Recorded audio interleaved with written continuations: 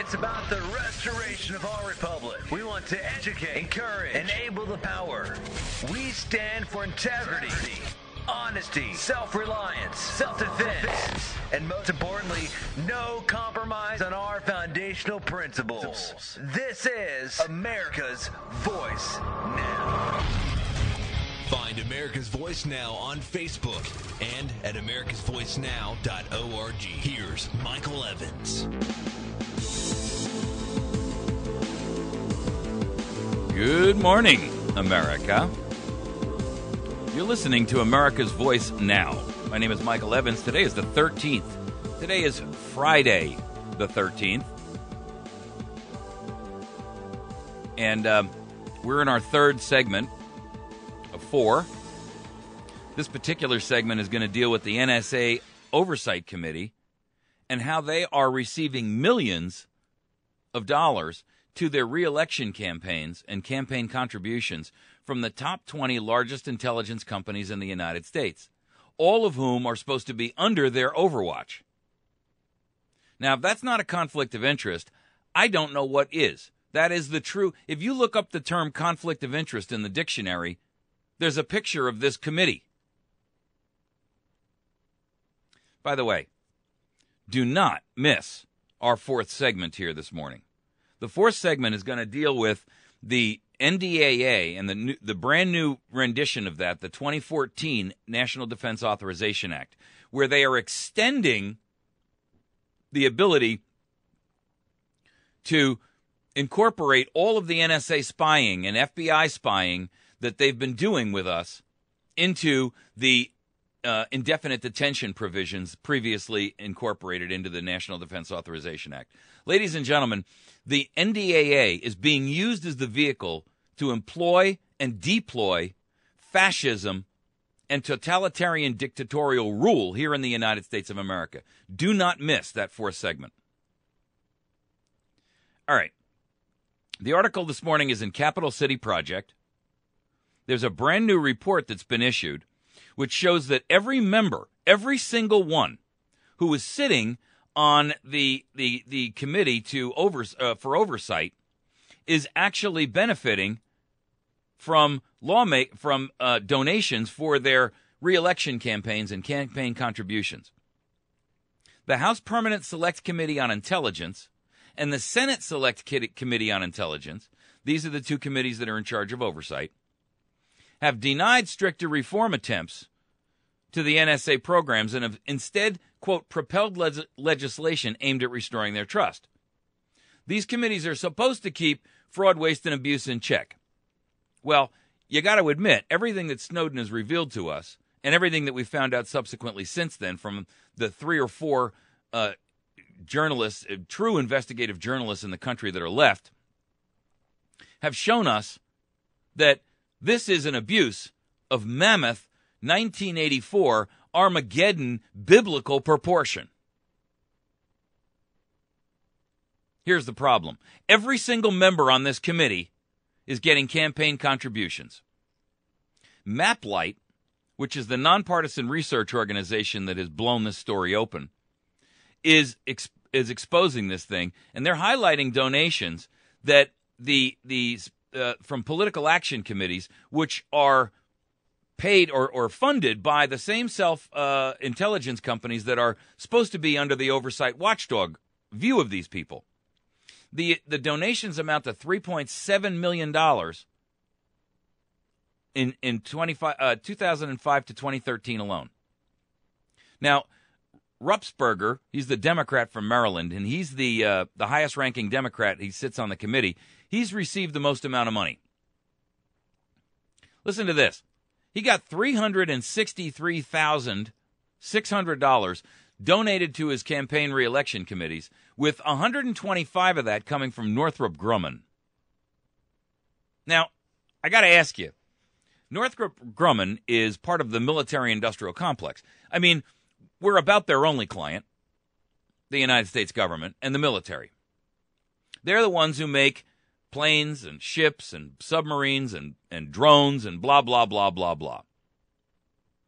So how is it that it's appropriate that a member who sits on that committee, who is the head of the committee. He's the highest-ranking member of the Democratic Party that sits on that committee.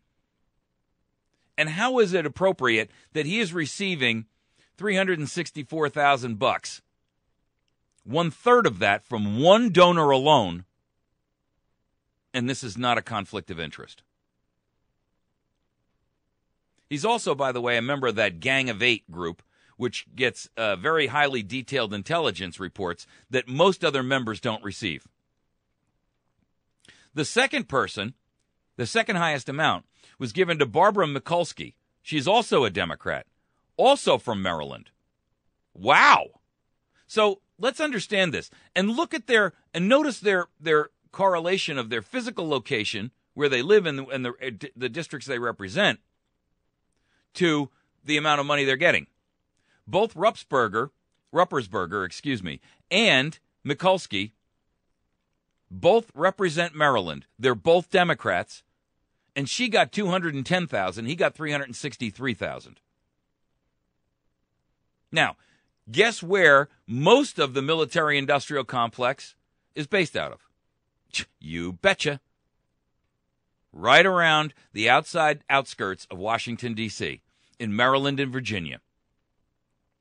Now, Mikulski is even worse because she also happens to be the chairwoman of the Senate Appropriations Committee. And this is the group that actually allocates the federal funds that go out to a majority of these federal programs, including the NSA and the FBI, for the funding for all of this spying they're doing.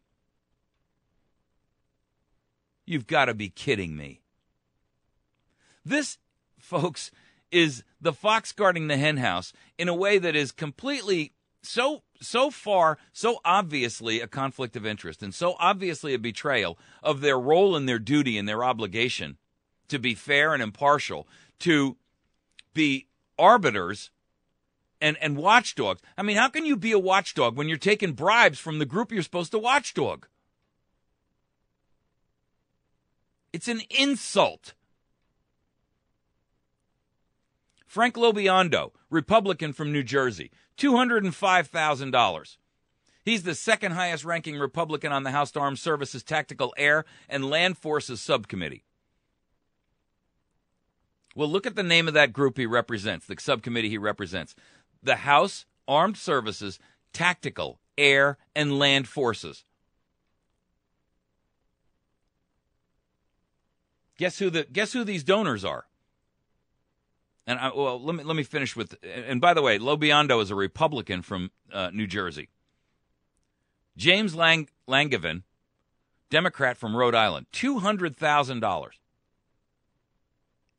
More than that, actually, $200,850. He got it from intelligence companies, their PACs, their political action campaigns, top executives, and lobbyists. He's the second highest ranking Democrat on the House Armed Services Intelligence Subcommittee. Here's the companies that are among the top donors. L3 Communications, Lockheed Martin, Northrop Grumman, CACI International, GTCR Golder Rauner, SAIC Incorporated, Mission Essential, and Booz Allen Hamilton. The truth is, ladies and gentlemen, this is a complete...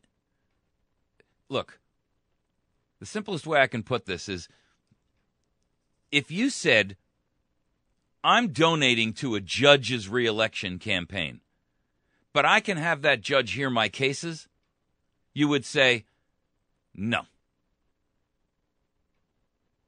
And this is no different.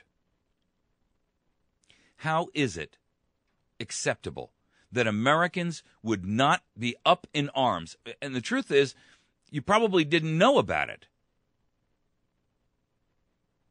But it doesn't make it less criminal. This is a criminal act of bribery. I'll make your problems go away as long as you donate to my re-election campaign. Lockheed Martin donated $798,000 plus. L3 Communications, $238,000 plus. CACI International, $8,300. SAIC, $300,000 total. This is both House and Senate. Mission Essential, $500. Booz Allen Hamilton, $12,000. Griffin Corporation, $5,000. Battelle Memorial Institute, not even sure what that is, $4,550. But look at the big cats, the Lockheed Martins, the Northrop Grumman, $753,000. General Dynamics, $676,150. Johns Hopkins University, $80,000. What does Johns Hopkins get out of this? They do all the studies. They get research grants. Do you not smell it?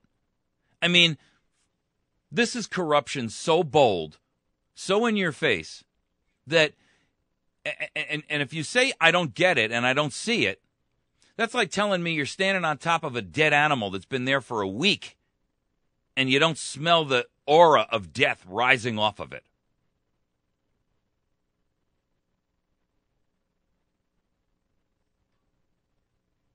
This is,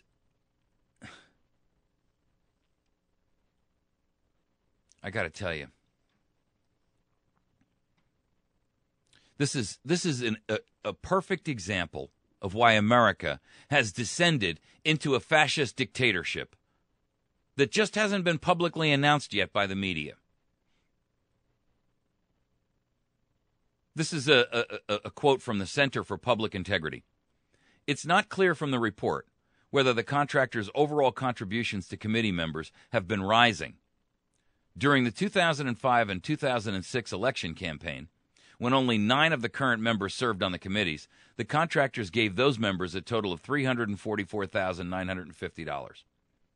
During the 2011-2012 campaign window, they gave a total of $1,046,000 to 36 of the 40 current members of the committee, including to the 9 members who joined the committee this year.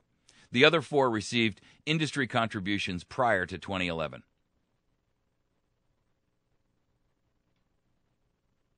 The only guy, by the way, who is actually speaking out about what's going on in the NSA has been Ron Wyden. He's a Democrat from Oregon. You've heard him speak out before about the NSA spying and saying how dangerous this is, and that he's been muzzled and gagged to prohibit him from telling the American populace exactly what and how great and large and broad and dangerous this is. You've heard Rand Paul say that too, but he doesn't sit on these committees. Ron Wyden does. He's a Democrat. He also has received donations of $24,500, which is unconscionable. You see, this is exactly the problem. These people shouldn't be receiving donations from the self-same companies that benefit from their decisions.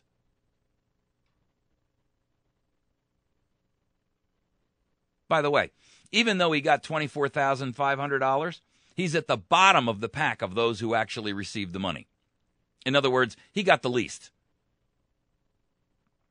Now, for the record, just so you understand this, the U.S. intelligence budget for 2013 was $52.6 billion. So for these guys to donate a few million, for these companies to donate a few $1 million to the people who sit on these committees, that's the best investment you could make. It makes gold, it makes Wall Street look like a waste of time. You donate to a campaign a few $1 million, and the contract you get back is worth hundreds of millions, billions perhaps. How good an investment was that? And is it a wise expenditure of our money? No. How many times have we seen these contract overruns where they get a contract and it's for, $1 billion to build something or other? Halfway through, they come out and they say, well, we can't really do it for $1 billion. It's going to cost $1.5 billion. We have to, we've overridden our estimated budget. We need another $500 million to finish the job. And Congress says, oh, okay, no sweat. Here you go. Then they come back just before they finish the project and they say, we're really short again. We need another $500 million to finish the job. The original estimate of $1 billion turns into $2 billion. Happens every day, folks. Not to mention the fact that the amount of fraud and abuse that's wrapped up in those numbers is staggering. These companies consistently and routinely underestimate the actual bid, and they know doggone well up front they're doing that. If you were a guy who runs a business where you go out and bid on projects, do you think you'd be able to get away with that? If you went up to a business and you said, hey, we're a commercial roofing company, and we're going to put a brand new roof on your building because the other one is shot, and the cost of that is going to be $50,000. And the guy says, okay, well, I've gone out there and I've bid this thing out. I looked at 3 different or 5 different roofing contractors. I've chosen you because, 1, your work ethic is good. I've looked at some of the work that you've done. I've spoken to some of your prior customers, and I'm trusting that you guys have the skill set and the knowledge and the experience to do the job right. And your price is appropriate. It may not be the highest. It may not be the lowest. It may be somewhere in the middle. Maybe it is the lowest. I don't know. But the truth is, that business chooses that roofing contractor for a $50,000 roofing replacement. They get up there, they start tearing off the roof. They wait until the roof is torn off, and then they come back and they say, we underestimated the job. We need another $35,000 to finish the job properly. And the owner of that business would say, whoa, why didn't you understand, if you're so experienced in roof contracting, why you were going to have all these expenses that were unanticipated? You've done this 100 times before. I mean, you should have known that you were going to need this or that or the next thing. But now he's over a barrel. Why? Well, because he's already given him half the money, and his building is exposed. He's got no roof. So he acquiesces and he hands over the extra $35,000. They go ahead and start the work again, and they get just short of completing the job. And they come back and they say, we ran into another thing. We're out of tar and we're out of rubber. And so, we underestimated the amount we'd need, and we need another $20,000 to wrap the job up.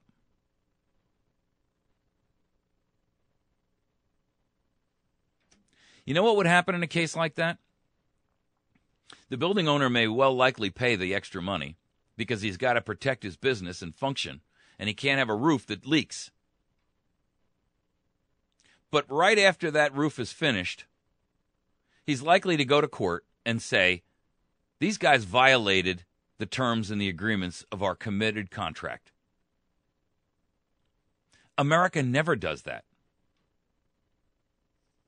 We allow these companies to milk us for trillions of dollars, ladies and gentlemen, and I do mean trillions with a T.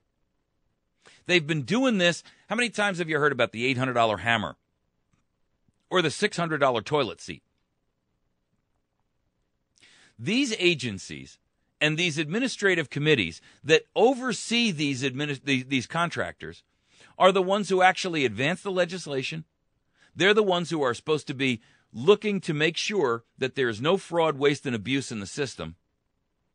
And yet, they're responsible to make sure that these companies are not defrauding us. But they're taking money behind everybody's back.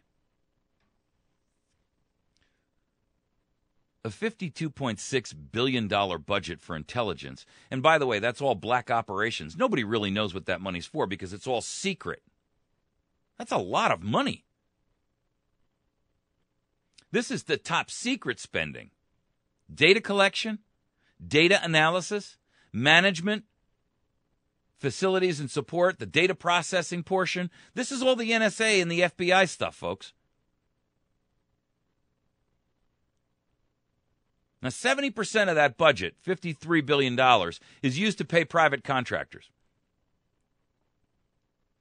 Guess who they are? L3, General Dynamics, Lockheed Martin, Northrop Grumman, Honeywell.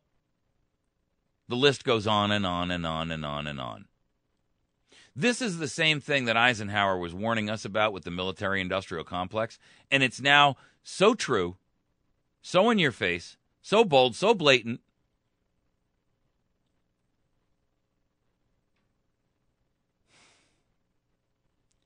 I got to tell you, this is why our country is gone down the tubes.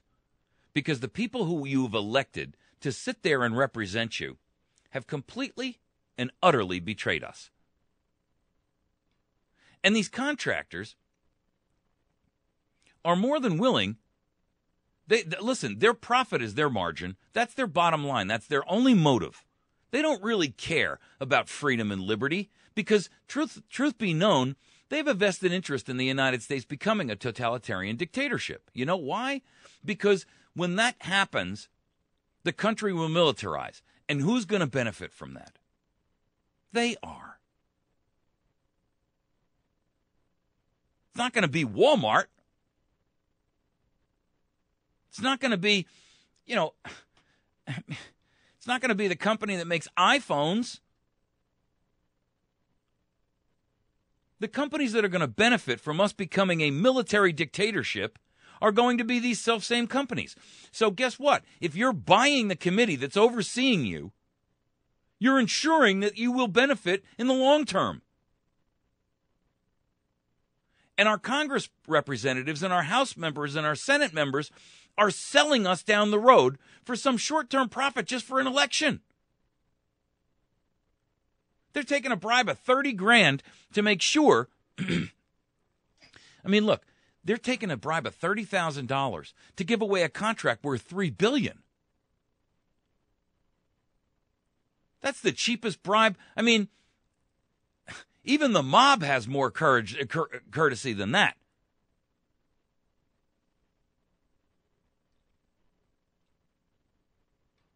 This is why I say to you that we cannot resolve this issue with political change.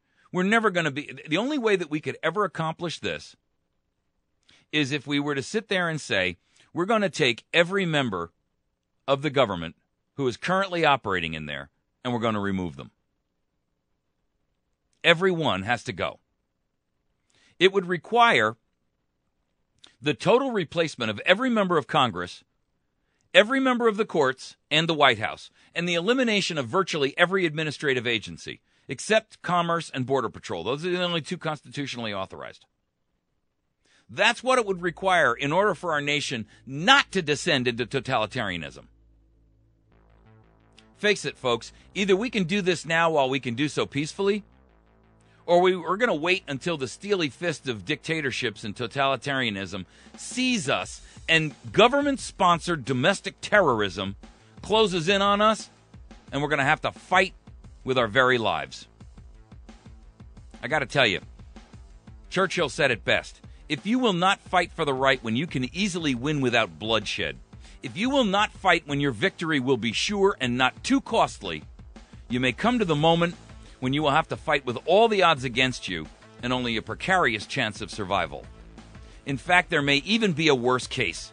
You may have to fight when there is no hope of victory because it is better to perish than to live as a slave. You're listening to America's Voice. We'll be right back.